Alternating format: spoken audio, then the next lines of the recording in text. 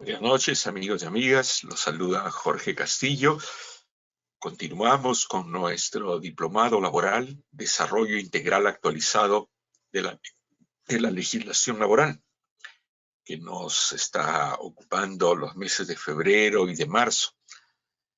Vamos a continuar algunas clases y sesiones más conmigo. Luego nos acompañará con la solvencia que los caracteriza la doctora Evelyn Coloma y el doctor Tino Vargas, que van a ver materias en las que son muy especializados para tener un muy buen nivel en nuestro diplomado.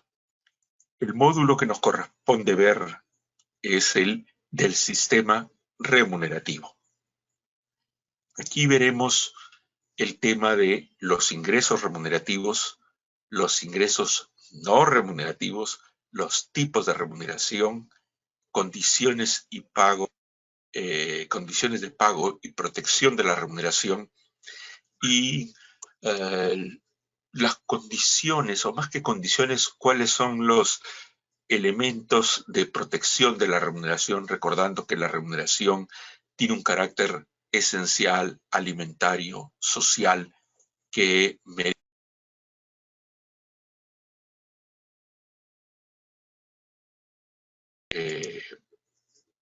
una protección muy específica. Quería comentarles que les he preparado material especial para este módulo tan importante.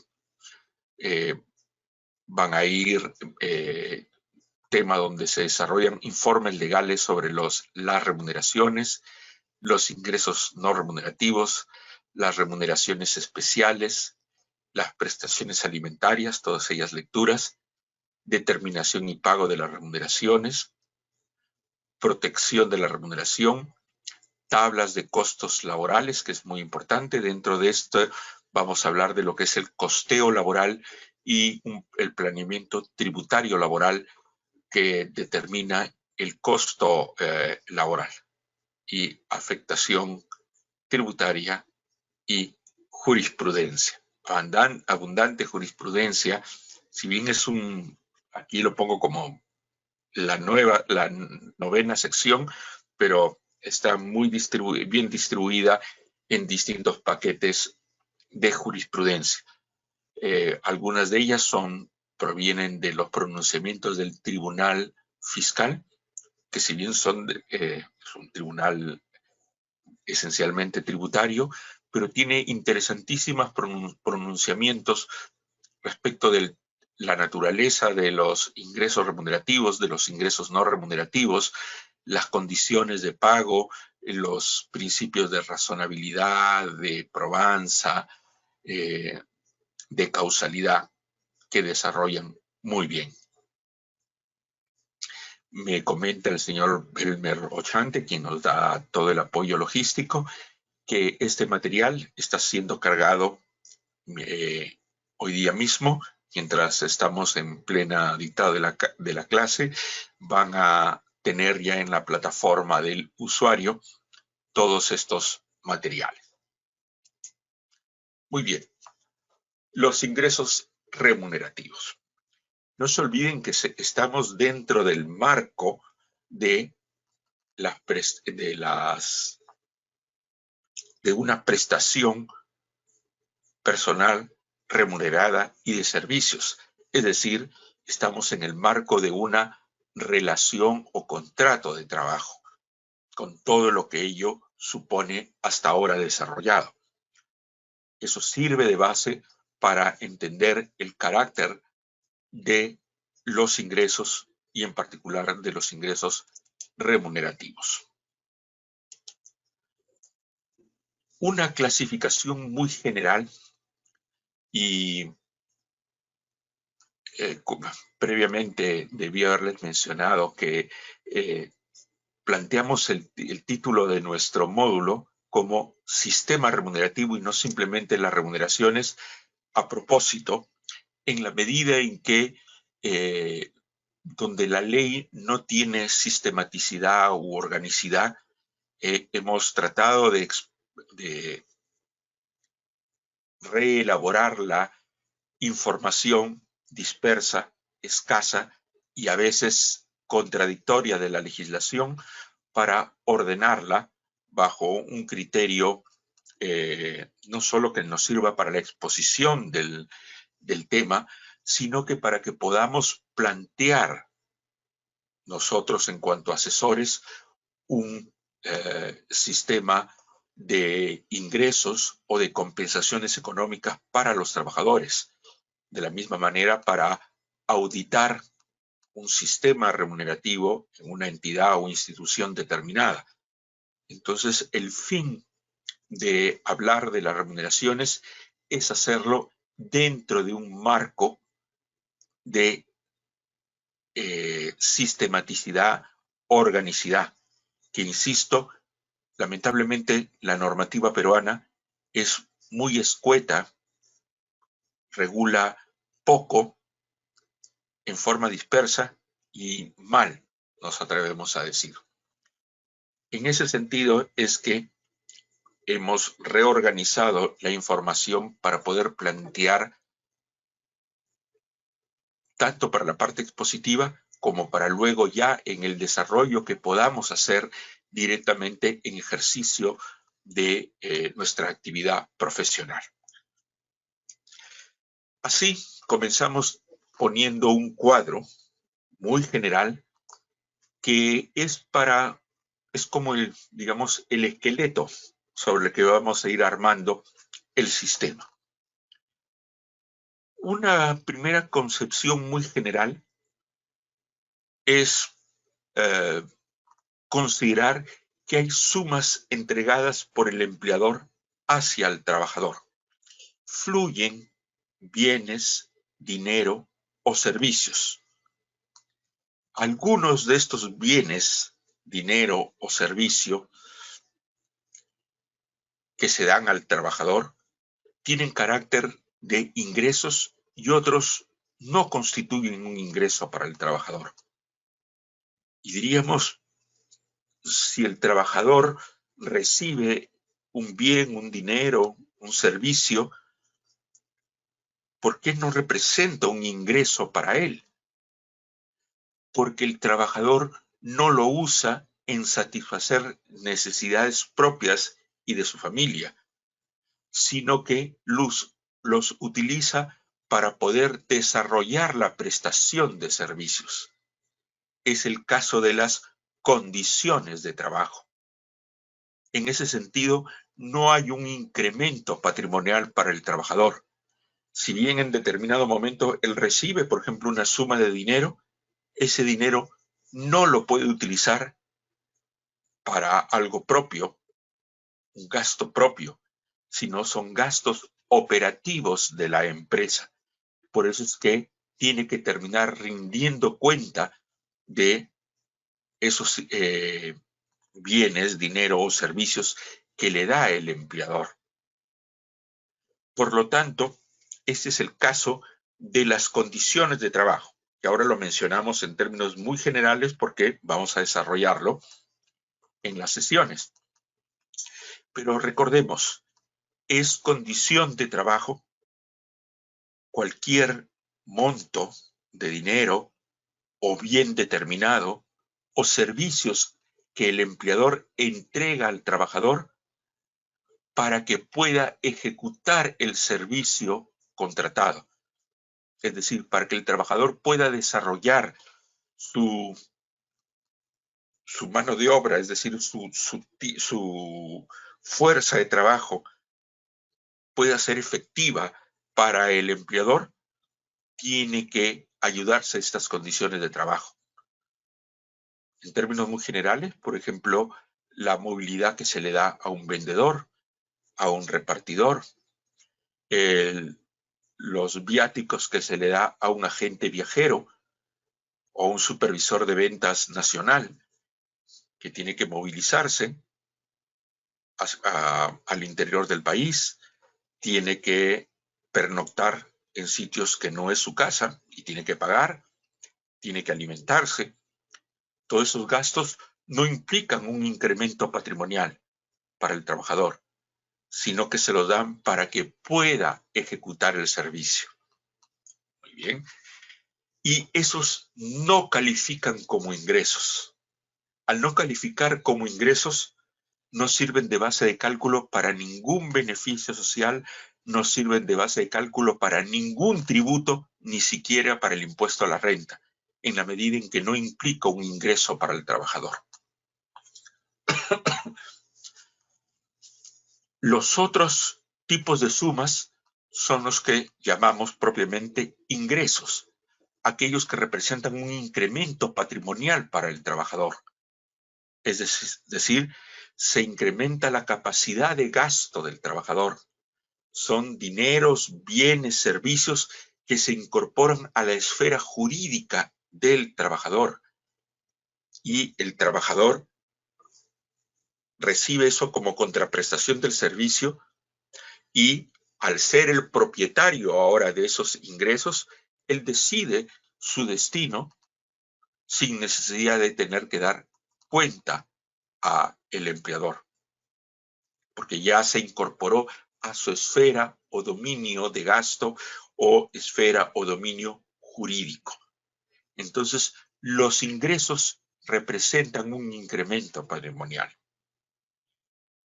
Y la legislación laboral peruana, en cuanto a los ingresos, nos menciona que los ingresos que se dan con ocasión de la prestación del servicio pueden ser ingresos remunerativos o pueden ser ingresos no remunerativos. Y es vital la importancia. Vamos a ver cuáles son y por qué se tienen esas denominaciones. Pero en este momento, lo que tenemos que saber es que los ingresos remunerativos sirven de base de cálculo para el pago de beneficios sociales, están afectos a los tributos y aportaciones que gravan remuneraciones, ONP, AFP, Salud, Seguro Complementario, Trabajo de Riesgo, SENATI, Seguro Complementario, ¿no? El impuesto a la renta. Y los ingresos no remunerativos implican un incremento patrimonial para el trabajador, pero el legislador nos dice que hay determinados tipos de ingresos que no califican como remuneración, por lo tanto los llamamos no remunerativos y no sirven de base de cálculo para el pago de beneficios sociales, como tampoco sirven de base de pago o de cálculo y determinación para los tributos que gravan remuneraciones. No estarán afectos a Salud, ONP, AFP, SENATI, pero sí afectos a renta de quinta. ¿Por qué? Porque ambos, los no remunerativos como los remunerativos, son ingresos y renta grava no solo remuneraciones, sino ingresos. Bien, entonces, concentrémonos en cómo determinar la naturaleza remunerativa de un ingreso. ¿Cómo saber que un ingreso es remuneración? Bueno, aquí les propongo dos pasos. Primero, verificar que el ingreso que estamos analizando cumpla con las condiciones que el artículo 6 de la Ley de Productividad y Competitividad Laboral, que es la que define lo que es remuneración, esta definición contiene 3 características que denotan que un ingreso es remuneración: incremento patrimonial, sentido contraprestativo y libre disposición. Vamos a volver sobre ellos para ver qué implican, pero recuérdenlo. Primero, para saber si un ingreso es remunerativo, es verificar que cumpla con esas 3 características. Y aun cuando no cumpla con lo anterior, verificar si hay alguna norma especial que le otorga carácter remunerativo. Ese es el segundo paso, porque habrán conceptos que no cumplen con alguna de las condiciones, pero sin embargo hay una norma especial, y vamos a ver aquí todas esas normas que otorgan carácter remunerativo. Disculpen por estornudar. Oh, no es COVID, es alergia a todo el polvo que tengo aquí en mis libros, que los libros son especiales para acumular polvo, sobre todo cuando no se les limpia muy seguidos, como me pasa a mí. Bien. Entonces, vayamos a este mencionado artículo 6 de la Ley de Productividad y Competitividad Laboral. Que miren qué escueto es. ¿Cómo se puede levantar todo un sistema sobre algo muy pequeño? Bueno, aquí tiene que venir ya la lectura paralela de la jurisprudencia, de la doctrina que es la opinión, el análisis, la investigación de los especialistas, en este caso los especialistas de derecho del trabajo, que vuelcan sus estudios en libros, en artículos, ¿no? Por ejemplo, para remuneraciones, hay varios libros que tocan las remuneraciones. El libro del doctor Jorge Toyama, el libro del doctor Elmer Arce sobre Derecho Individual de Trabajo, que tienen capítulos referidos a la remuneración. Pero así libros que solamente traten la remuneración, dos. Uno escrito por la doctora Mónica Pizarro, un magnífico libro que tiene bastante contenido explicativo, editado por la editorial Gaceta Jurídica.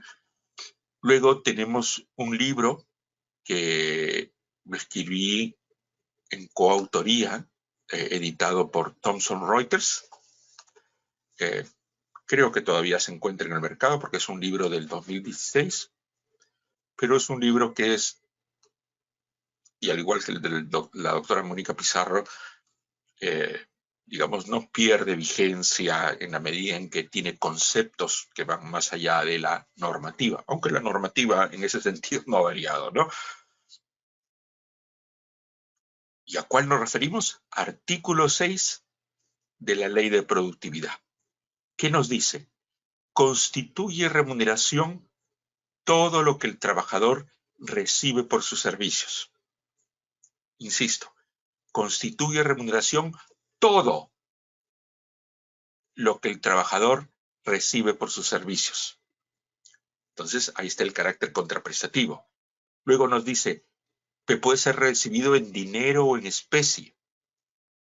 Cualquiera sea la forma o denominación que se le dé. Eso viene a ser una especie de principio de primacía de la realidad, en que prima la naturaleza por sobre el nombre o denominación que se le dé, siempre que sea de su libre disposición. En esta definición encontramos los elementos y luego vamos a ver, digamos, los elementos esenciales que son incremento patrimonial, en el sentido de que hay un ingreso que fluye hacia el trabajador y se da como contraprestación al servicio que ha otorgado el trabajador, y precisamente por el carácter contraprestativo, el empleador ante la prestación del servicio tiene que dar como contraprestación remuneración. Cualquiera sea la forma que se le dé, siempre que sea de su libre disposición. Entonces tenemos incremento patrimonial, libre disposición y sentido contraprestativo. Esos son los elementos. Luego vamos a ver dentro de este concepto que hay, no sé cómo podríamos llamarlo, condicionantes o marco conceptual. Por ejemplo, cuando se establece esta frase, todo lo que el trabajador recibe. Es decir, hay una suerte de presunción de que todo lo que se recibe es remuneración. Claro, una presunción relativa. Segundo, que puede ser dada en dinero en especie, que importa la naturaleza por sobre el nombre. Estos no son elementos esenciales, sino son condicionantes.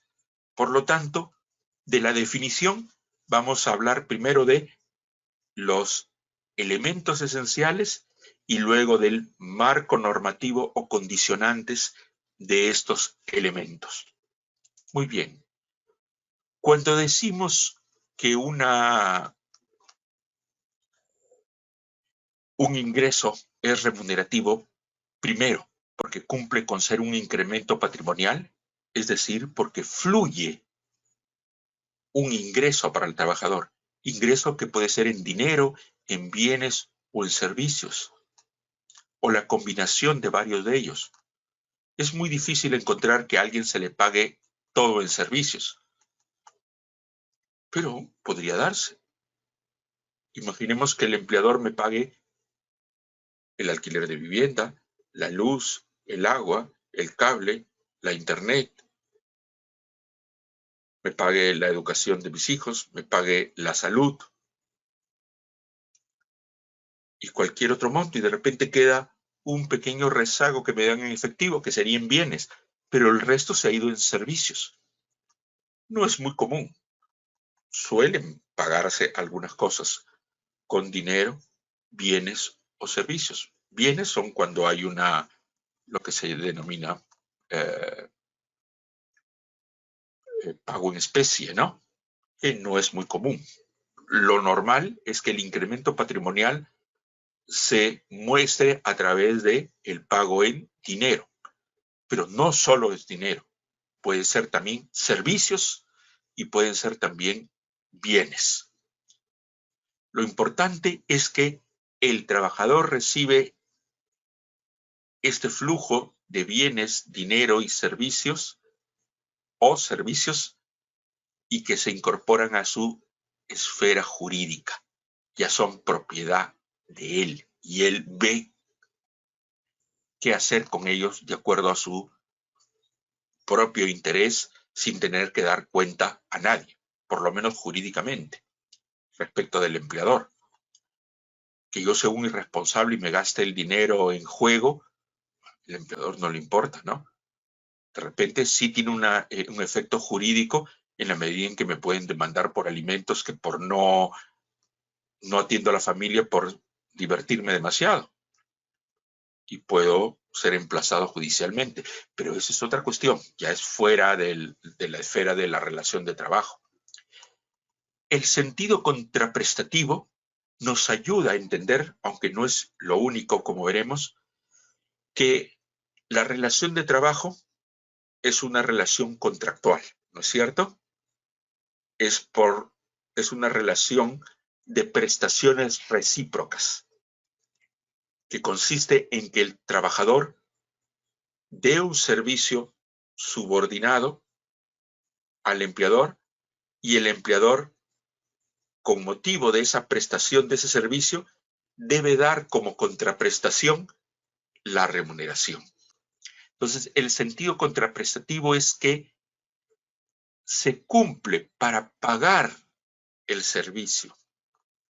Eso es en términos económicos, pero en términos jurídicos es este tipo de relación tiene dos prestaciones, una del trabajador, otra del empleador, reducidamente, ¿no? Porque hay muchísimas más cosas que se dan mutuamente, pero esencialmente es el servicio y el empleador, a cambio de ese servicio, da remuneración.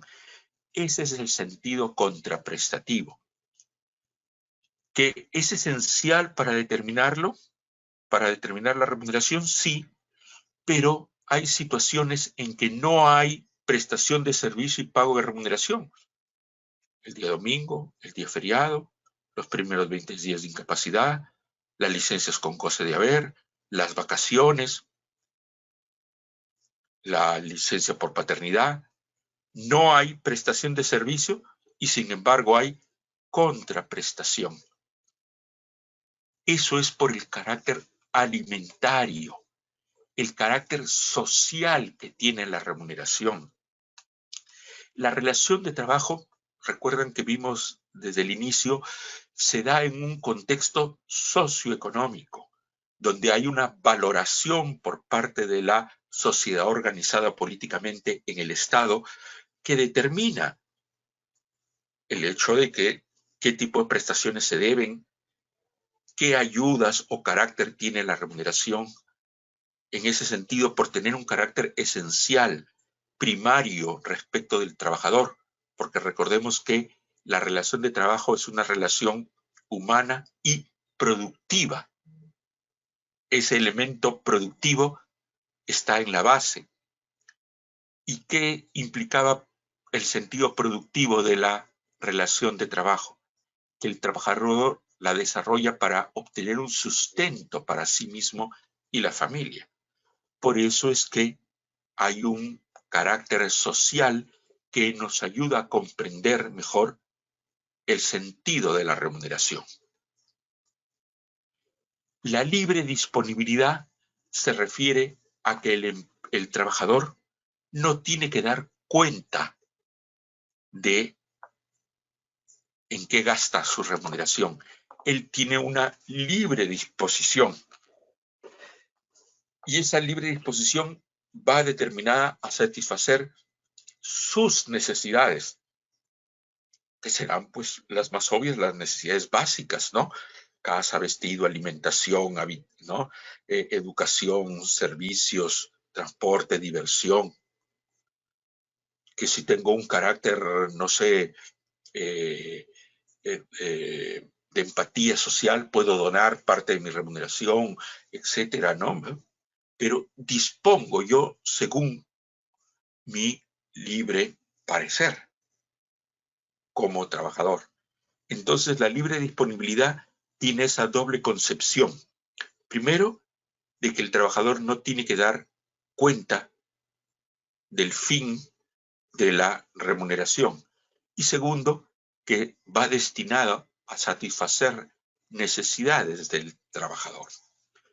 Inclusive en aquellos casos, y se lo menciono, si bien ahora ya ha quedado muy claro en la jurisprudencia, cuando se dio esta definición a inicios de los 90, hay quienes decían, esto no tiene carácter remunerativo porque no hay libre disposición cuando el empleador paga directamente, por ejemplo, la casa del trabajador o le paga directamente el servicio educativo, colegio, universidad.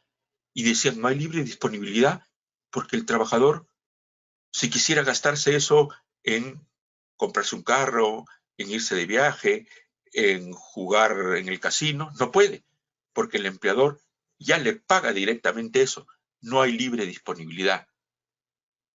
Lo cual al principio causó asombro. Hasta que los jueces dijeron, un momentito, sí hay disposición del empleador, perdón, del trabajador. ¿En qué momento? Si el empleador le paga directamente, el trabajador no puede decidir. Sí lo ha decidido en el momento que se pusieron de acuerdo para determinar la remuneración y cómo se la van a pagar. En ese momento dijeron, te voy a dar, tu remuneración será 10.000 soles, 8.000 soles en efectivo, 1.000 soles para casa y 1.000 soles para educación, que yo la pago directamente. Entonces, sí hubo una disposición en un primer momento. Además, es decir, hubo decisión del trabajador. Además, está destinado a satisfacer una necesidad propia del trabajador. En el ejemplo que les doy, casa, educación.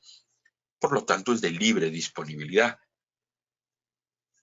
Entonces, esos son los elementos: incremento patrimonial, contraprestativo y libre disponibilidad. Y los Perdónenme. No les he puesto la... Acá está el marco conceptual. Yo estoy que me voy. Aquí está el marco conceptual. Entonces, sabemos ya cuáles son los tres elementos. Y el marco conceptual o condiciones que las encontramos en la definición del artículo 6 es que hay un concepto totalizador, una suerte de vis atractiva, es decir, atrayente hacia el concepto de remuneración. Todo aquello que está por ahí flotando, que parece que no es remuneración, viene como si hubiera una fuerza de gravedad hacia el concepto de remuneración. Porque recuerden, la definición del artículo 6 decía todo lo que el trabajador recibe. Es una concepción total y omnicomprensiva de todo lo que el trabajador recibe es remuneración. Y si existiera alguna duda sobre los alcances de un concepto que percibe el trabajador, debe privilegiarse el carácter remunerativo de la misma por esa forma de definir. Todo lo que recibe el trabajador es remunerativo. Y entonces, ¿qué es no remunerativo? Lo que por norma expresa se excluya del concepto de remuneración. Entonces, tengo primero una presunción de que todo es remuneración, salvo que no cumpla con los elementos esenciales: incremento patrimonial, contraprestación y libre disposición. Y aún cumpliendo, para que no tenga carácter remunerativo,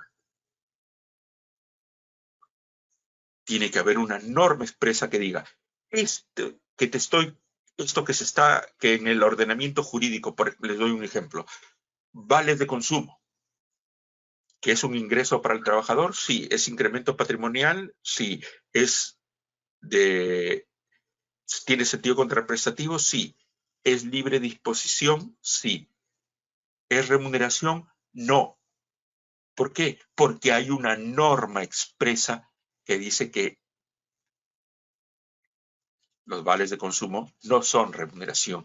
Entonces, ¿cómo rompo el concepto totalizador, la presunción de que todo es remunerativo?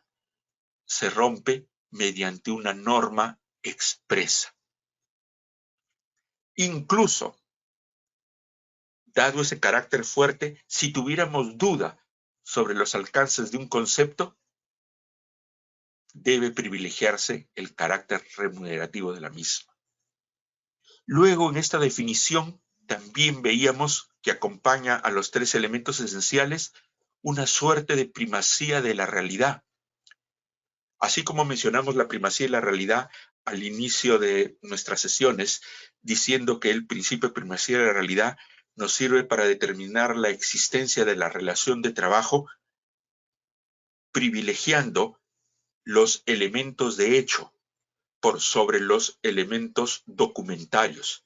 Es decir, los hechos se imponen al documento.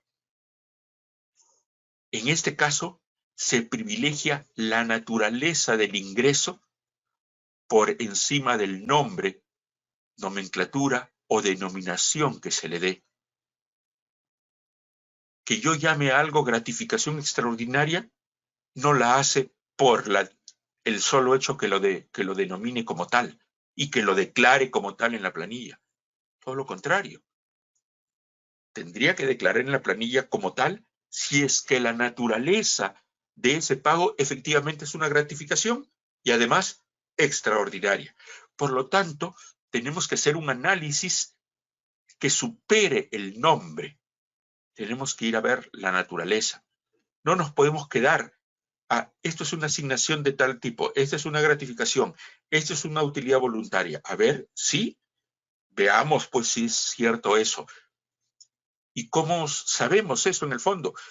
Analizando la planilla, consultando con recursos humanos, con el departamento legal o quien se encargue del pago para que nos explique con qué frecuencia se da, con qué ocasión se da, si está condicionada, etcétera, para poder determinar si efectivamente el nombre obedece a la naturaleza.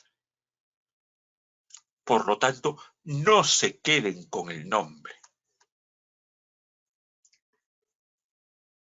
La norma lo dice de esa manera.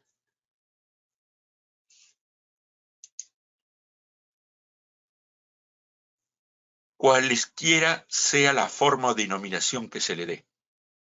Está en el concepto, nosotros lo estamos explicando, viendo en qué consiste, que es la necesidad de ver la naturaleza. Y bueno, la forma de pago, lo dice el mismo artículo 6, que puede ser en dinero o en especie. Y cuando hablamos en especie, no solo es un bien, puede ser también un servicio. Tan en especie es el hecho de que me paguen, por ejemplo, no sé, con cajas de leche, como que me paguen el servicio de cable, el servicio de luz, etc. Ingresos ingresos remunerativos por disposición legal expresa.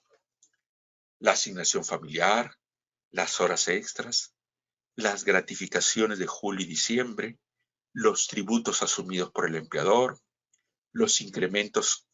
Esto obedece para quienes continúan todavía en planilla sin haber cambiado de empleador desde el año 93, ya pueden ser muy pocos. El trabajo en día de descanso remunerado, es decir, descanso semanal, feriado o vacaciones, las bonificaciones, todo eso son remuneraciones por disposición legal expresa, adicionalmente a lo del artículo 6. Por ejemplo, tomemos una de ellas, la asignación familiar. Olvidémonos un momentito de que hay una ley, la 25.129, que nos dice que la asignación familiar es remuneración. Analicemos. Tengo el trabajador A y el trabajador B. Hacen idénticamente lo mismo. El A tiene carga de familia, B no tiene carga de familia. Fueron contratados para que hagan lo mismo y ganan 1.000 soles cada uno. 1.000 soles se da como contraprestación. Pero por tener carga familiar al trabajador A, le voy a dar la asignación familiar por mandato legal. ¿Esa asignación viene de la prestación del servicio? No, porque a B no se la doy. Aún cuando hacen lo mismo. Por lo tanto, la asignación familiar ¿es incremento patrimonial? Sí. ¿Es de libre disposición? Sí. Pero no tiene carácter contraprestativo. A la asignación familiar le falta el carácter contraprestativo, porque no lo doy por la prestación del servicio, lo doy por una condición particular del trabajador, que es tener carga de familia. Pero, sin embargo, la ley 25.129 nos dice que es remuneración. Otro que nos puede servir para ensayar un ejercicio de lo que hemos visto, de los conceptos que tenemos, son los tributos asumidos por el empleador. La normativa nos dice, la que está aquí mencionada, además de las posiciones de la SUNAT y del Tribunal Fiscal, además de la norma, nos dice que los tributos asumidos por el empleador tienen carácter remunerativo. Pero imaginemos que no hay esa norma ni conocemos que la SUNAT y el Tribunal Fiscal se hayan pronunciado. Veamos. ¿Es el tributo asumido por el empleador es incremento patrimonial? Sí, porque me incrementa mi capacidad de gasto.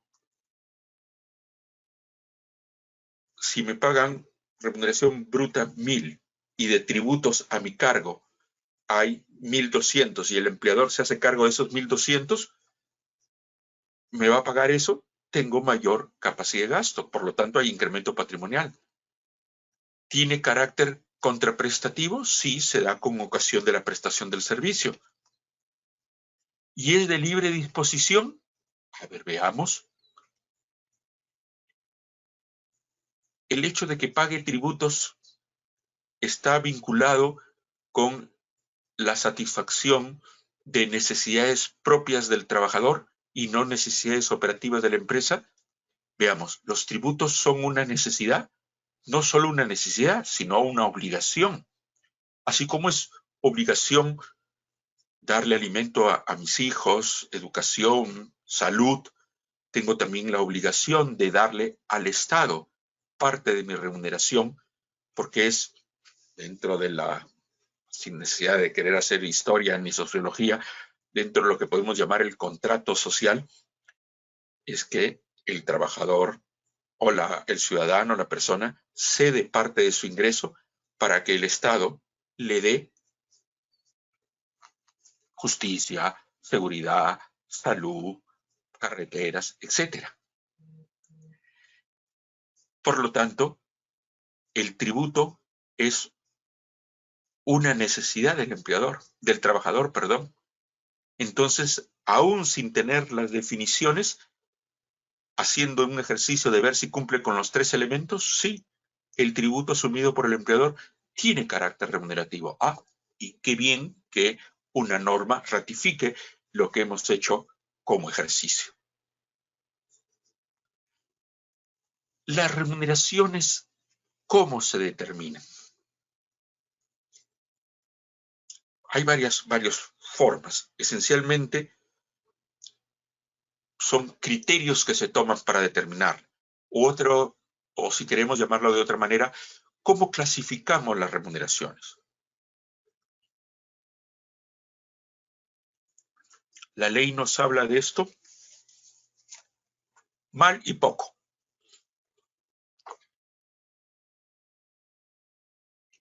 La remuneración se puede determinar en función del tiempo o también se puede determinar en función del rendimiento. Cuando se determina en función del tiempo, hablamos que es una remuneración determinada. ¿En qué sentido? En que sé cuánto voy a ganar al fin del día o del mes o de la semana o la quincena según el periodo que haya determinado de pago. Porque simplemente basta que vaya a laborar y ya sé cuál es mi remuneración. Entonces, aquí se remunera en función del tiempo del servicio, de la duración del trabajo y no del resultado del trabajo.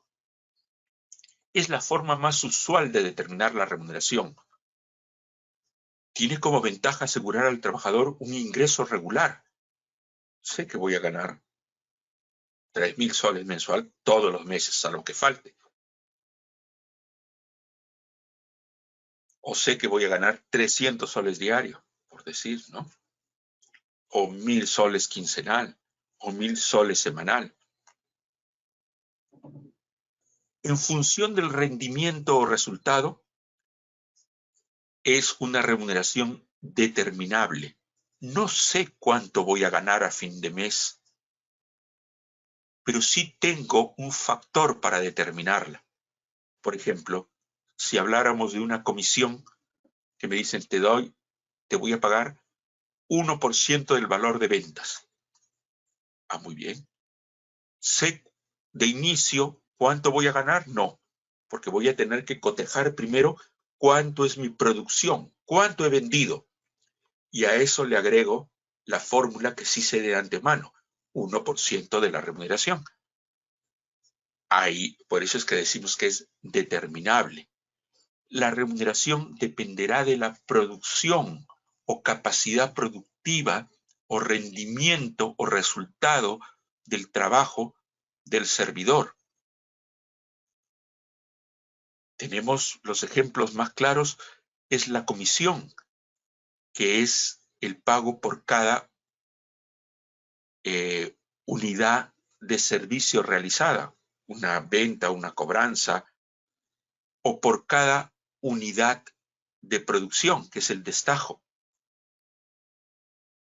Por ejemplo, por cada motor que termino de ensamblar, por cada metro cuadrado que pinte, por cada metro cuadrado que haga de techado, ¿no? Por eso sirven los tareos, por ejemplo. En la realidad coexisten, a veces se dan en forma pura, solamente en función del tiempo, otros en función del rendimiento. En muchos casos lo encontramos en forma mixta, que el trabajador tiene una remuneración básica en función del tiempo y una parte en función del rendimiento, es decir, un básico más variable. ¿Cuál es mejor? Ninguna es mejor que otra per se. Se adecúan según el área o sector económico de la empresa o institución, del tipo de trabajo que hace el empleador dentro de la empresa o institución. Será muy difícil determinar la remuneración en función del rendimiento de un trabajador administrativo.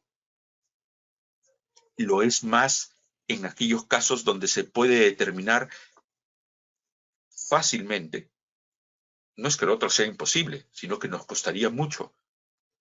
Pueden haber muchas variantes.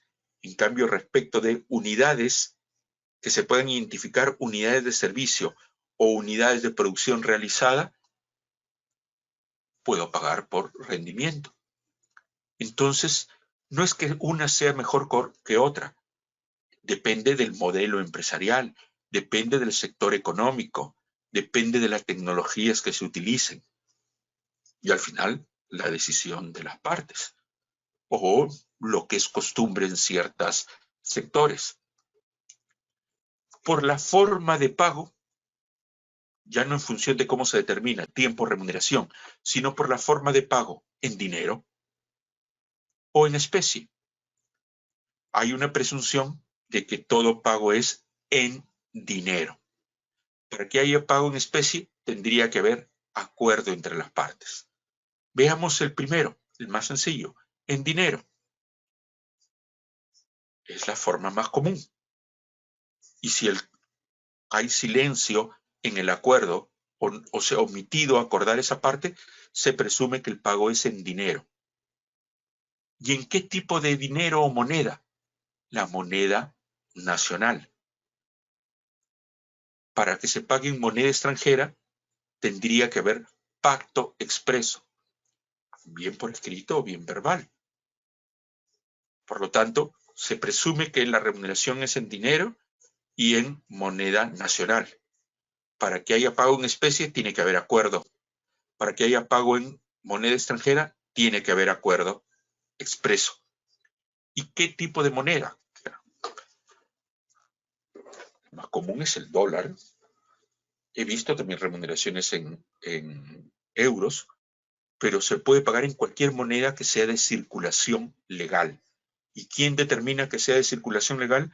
El Banco Central de Reserva.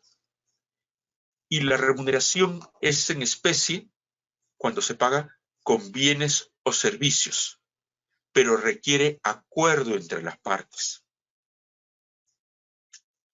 Y además, el bien o servicio tiene que ser de un tipo tal que pueda ser objeto de una valorización en el mercado. Es decir, que se le pueda poner un precio.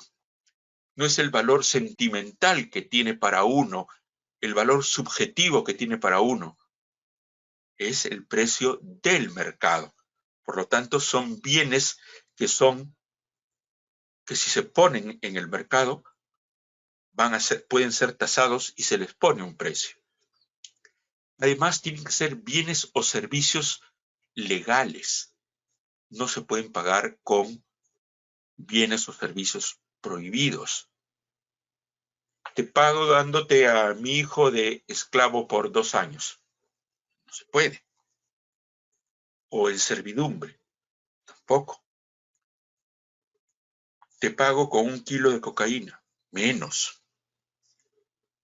Entonces tienen que ser bienes o servicios de circulación legal.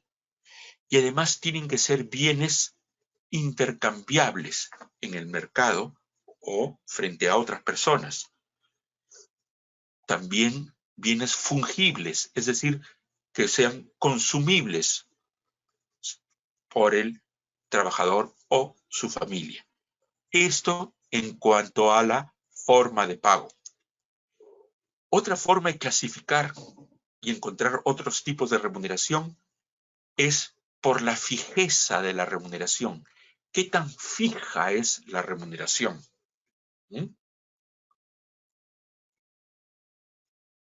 Esto expresamente no está en la norma.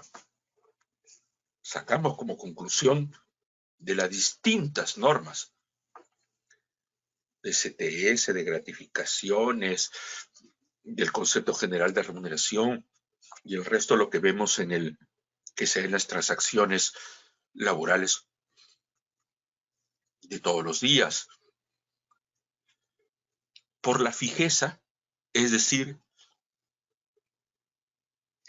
en función de qué tan permanentes sean los pagos y qué tan invariables sean esos pagos.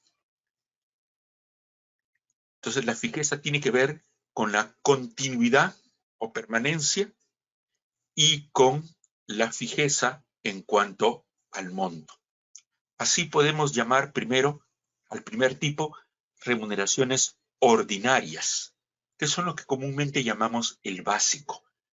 Pero no solo es el básico, es cualquier otra que sea fija y permanente, que lo pago todos los meses y su monto no varía. De repente yo pago un monto de 1.000 más le llamo, bonificación de 300 soles. ¿Y está condicionada? No, la pago todos los meses. ¿Y por qué no lo incorporo en el básico? No, es que así lo encontré en la planilla, el contador anterior lo tenía así, yo continúo. Igual va a tener el mismo carácter, porque cuando veamos el cálculo de los beneficios sociales, se hace sobre la base de si es algo ordinario o no, no si lleva el nombre de básico. Así no tenga el nombre de básico, por el principio de primacía de la realidad, tenemos que analizar el fondo. Puede tener cualquier nombre, y siempre lo digo un poco en broma y un poco en serio, porque es verdad, es que abogados y contadores tenemos una capacidad cuasi literaria, digno de un literato, de poner nombres, ¿no? Tenemos una imaginación fecunda para encontrar nombres que no obedecen a veces a la realidad. Pero acá el análisis es la cuestión de fondo, que sea permanente en cuanto lo pago todos los meses y su monto fijo en cuanto no varíe. Esas son las remuneraciones ordinarias. Las remuneraciones variables e imprecisas son las que precisamente no son fijas ni permanentes. Puede que no las perciba todos los meses o percibiéndola todos los meses sus montos pueden variar. Es decir, no hay fijeza ni permanencia. ¿Por qué? Porque son remuneraciones condicionadas a algo. Aquí pongo abajo comisión y destajo. ¿De qué depende la comisión y destajo? De la productividad del trabajador. Entonces hablamos de remuneraciones variables e imprecisas, pero remuneraciones. No porque algo no se perciba todos los meses deja de ser remuneración. No porque le doy el nombre de comisión, porque me suena a la comisión mercantil. Pero eso nos lleva al inicio del diplomado para determinar que eso no es una relación de carácter laboral. La comisión mercantil es un acto de empresa que puede ser hecho por una persona jurídica o por una persona natural con negocio, o como ya hemos convenido en decir, una persona natural que realiza trabajo por cuenta propia. Las remuneraciones periódicas, aquellas que no las percibo todos los meses, ni sé cuánto va a ser pero sé cuál va a ser su monto.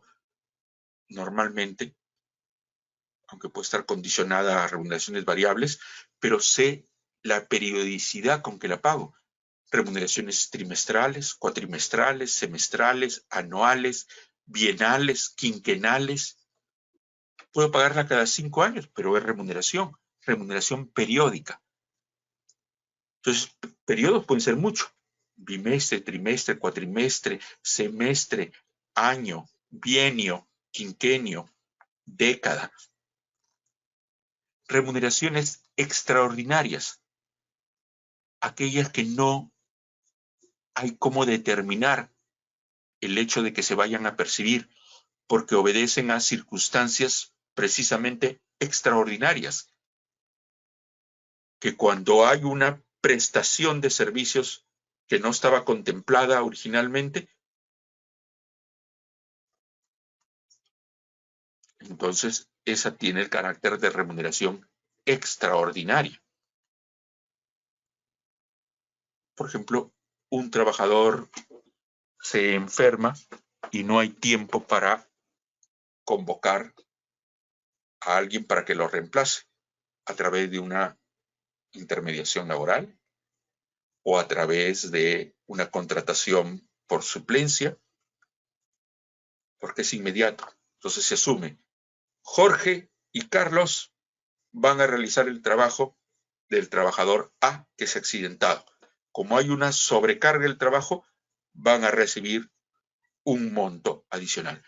¿Eso estaba previsto? No, porque el hecho de que el trabajador se accidente o se enferme no está determinado. Fue un pago extraordinario. Entonces, miren, una forma de clasificar es por la fijeza, que tiene que ver con la permanencia y con la invariabilidad. Y según eso, tenemos, más allá del nombre, porque aquí podemos hablar de remuneraciones, bonificaciones, asignaciones, gratificaciones, etcétera. Ya vamos a ver esas en un momento. Pero por la fijeza, las remuneraciones son ordinarias o variables e imprecisas o periódicas o extraordinarias. La remuneración básica es lo que legalmente podemos decir que es la remuneración ordinaria, por excelencia. Pero el básico no es la única remuneración ordinaria. Remuneración ordinaria es cualquiera que sea fija y permanente. Se recibe siempre y no varía. ¿Y por qué se recibe siempre y no varía? Porque no está condicionada. Otra forma de clasificar las remuneraciones es por su causalidad. Es decir, ¿qué origina el pago de un concepto remunerativo en particular? Ahí es que entramos a hablar de las bonificaciones, las gratificaciones y las asignaciones. Y tenemos que utilizarlas bien, no antojadizamente porque se llaman así. Inclusive, esto es difícil. ¿Por qué? Porque la norma nos confunde. Comencemos nomás con las gratificación, que es un pago totalmente libre, voluntario, gratuito, que se da de propia voluntad del empleador. Pero nos confunde las gratificaciones de julio y diciembre. ¿Tienen algo de voluntario, gratuito, unilateral? ¿Tienen algo de suma graciosa? No. Se pagan por mandato legal, o sea, no tienen nada de gratificación. Pero el legislador le faltó, pues, y lo que sí en el ámbito público utiliza correctamente, el término aguinaldo. Ah, muy bien, aguinaldo por Navidad y por fiestas patrias. ¿Y por qué en el sector privado no utilizó? Para no confundirse, dizque, con el sector público. Es como si yo les hablara de te doy un regalo, pero a cambio de un dinero. Pero se llama regalo, ¿ah? No, pues, el regalo se da sin contraprestación de nada, porque si no, no es regalo. Toma, te regalo esto, pero tú regálame 10 soles. No es, pues, regalo.